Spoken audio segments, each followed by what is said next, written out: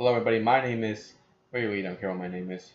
So, we're only a few weeks away from the next Avengers movie, and I can't wait. I mean, I already have my ticket for it. I am looking forward to watching this, and hopefully, it will be a success.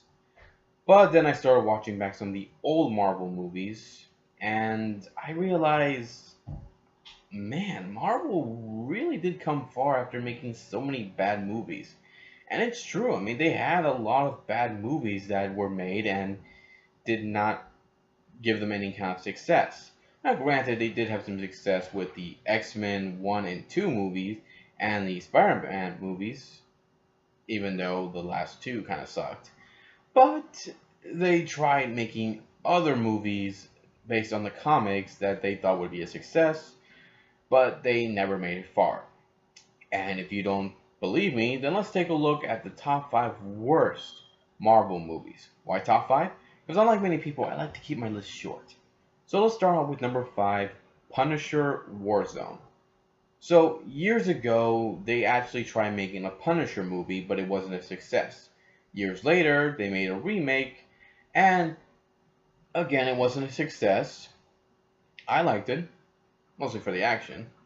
So they made a sequel to the remake of the Punisher movie, and I thought it was going to look good because the actor they got for Punisher looked good. I think he looked the part, and I was looking forward to it. But once the movie ended, I realized that it was just plain crap. The characters were very forgettable, the villains sucked, and the story for this was, like the characters, forgettable. It was a little dark. I mean, I get it. I mean, Punisher is supposed to be a dark, but some of the stuff in this movie was dark. I didn't like the surroundings that the movie was in, and it didn't feel like it was a Punisher movie. It felt like a mess. They just threw anything in there to make it actiony. Threw in any kind of violence into this to make it a good Punisher movie. If you look at the remake Punisher movie, the first one before the sequel, then you realize that this one was a lot better than this one. Because yeah, the other one did have some action, did have some uh, some violence, but it was kind of balanced in a way. It was balanced out, so that was good. It didn't have too much violence, didn't have too much action. It was just balanced out, which was good to me, at least in my view. This one did not have any of that. It was just too much, and it was not good.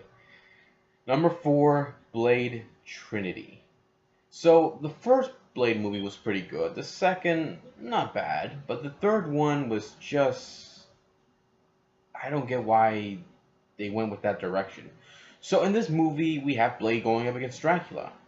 Now, when you think about that, that would actually be a pretty good idea, and the trailer for this was awesome. But when the movie ends, you kind of realize, like, what the hell did I just see? What the hell happened to Blade? He was such a badass vampire killing motherfucker, and instead we had Blade teaming up with 2 other people so that they could go up against Dracula, who was dull, boring, and not at all cool, and his group of vampires who were terrible. Even they even thought bring Triple H into this movie to play one of the vampires was gonna be good, but no. He was just as bad as the other ones, but at least he wasn't dull and boring like Dracula was. And the story for this, for me, I didn't care much. I actually did not care much for the story. I thought this is their last movie. They thought, let's just throw all these ideas out there and see what sticks. They did not stick. Nobody cared about this. I didn't care much about this, and I'm so glad that this was the last Blade movie. Until a year later when they decided to try making a remake. Hey, don't be surprised if they try doing that. Number 3, this one I actually had a little bit of debate about because I wasn't sure if this should go number 3 or number 2, but I decided, screw it. Let's put it in number 3, X-Men Origins Wolverine. Okay, so the third X-Men movie, for those that remember, was not a big time success. I mean, I was happy we got to see some new characters, but it wasn't that good at all. And so when they made this movie, I thought it'd be pretty cool. I mean, I know about Wolverine's origin, but seeing it on the big screen, I thought that should be good, right? Well, you'd be mistaken because this, like the other two movies, was stupid. I mean, the first part of the movie was okay. I mean, we got to see Logan's past, how he was as a child, and how, he was involved in the Civil War, World War One, Two, and the Vietnam War. That was actually pretty good. I actually liked that, and he's brothers with Sabretooth. But after that, I just didn't know what I was seeing. It, what? I mean, the characters they got into this, I thought were gonna be good, but when we saw them be performed, they were not good. I mean, Gambit in this movie sucked. That other teleporter guy that worked with Logan sucked. I didn't even care that Sabretooth killed him. And Deadpool, my God, what the fuck did they do to Deadpool? Ryan Reynolds playing as Deadpool, I thought that was a great idea. When he appeared and started talking a lot and cracking jokes, which were pretty funny, and just kicking ass, I thought, yeah, that definitely is Deadpool. But man, after that, they they completely changed this guy. They they covered his mouth so he couldn't talk. They made him look like not Deadpool. They gave him metal blades that came out through his wrists, and I was like, oh my God, this was terrible.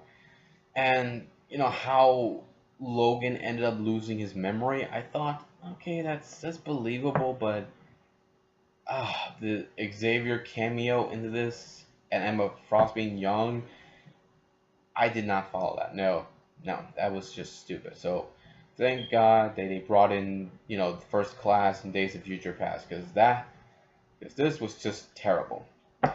Number two is Ghost Rider: Spirit of Vengeance. Nicolas Cage in the first Ghost Rider movie was not bad. Okay, maybe not as bad as this movie, but he was not bad in the first one when you see this one. But at least in that first movie, they did try to make Ghost Rider awesome. This one, whoever wrote this and directed this were probably high, because I could not follow what the hell was going on in this movie. I mean, the effects for this movie was just out of nowhere. The camera view, like they were moving around, that was just so stupid. And Ghost Rider in this, I mean, the appearance of Ghost Rider was pretty cool, but when he tried fighting and when he tried moving around, I was like, what is that? Like, seriously, I had no idea what was going on. And the acting for this was terrible too. The acting in this movie was so stupid that the first one actually did way better than this one, and I didn't even think that was possible. And the villain in the first movie was at least better than the villains in this one. In this movie, the devil appears in a different form and was so weak. So weak that he had to drive in a car. A freaking car to get away from Ghost Rider. What the hell happened to just teleporting out of nowhere, just appearing out of nowhere, just like that? I mean, what happened to that devil? I mean, the actor who played the devil in the first movie, I thought it was not bad, but this and the one in this one, I was like, oh my God, what the hell am I seeing? Point is, I mean, even Nicolas Cage in this movie, I think he was high on something else. I think he was paying the director and the writer a visit, and they all got high together, and they thought throwing all this would be good. It wasn't. It sucked. But it's not number one, and here's the reason why. Because despite Ghost Rider, despite X-Men, despite the Blade and Punisher movie, they did have some pretty good fight scenes, and there was some scenes that were pretty good. The one that made my number one list had none of that. That movie is Elektra, which is apparently the spin-off movie to Daredevil. And when you see this movie and you see Daredevil, you will soon see Daredevil is a masterpiece compared to this crappy movie. So in this movie, we focus on Elektra, who is the same actress from the first movie, and she is so bad. I mean, like Dracula and Blade, she was dull, boring. You didn't care much for her, especially when she got into fights, which was stupid. The fight scenes in this movie were so lame and boring. And the characters she's supposed to protect, the two characters, you don't care much about them. You find them annoying. You actually don't care if they live or die. You just, especially that little girl that is supposedly, trying to bond with Elektra, and Elektra bonds with her. I do not see any kind of interaction between these two, because it's so boring and stupid that you do not care that they're trying to bond at all. The villains in this movie sucked as well. The story for this sucked.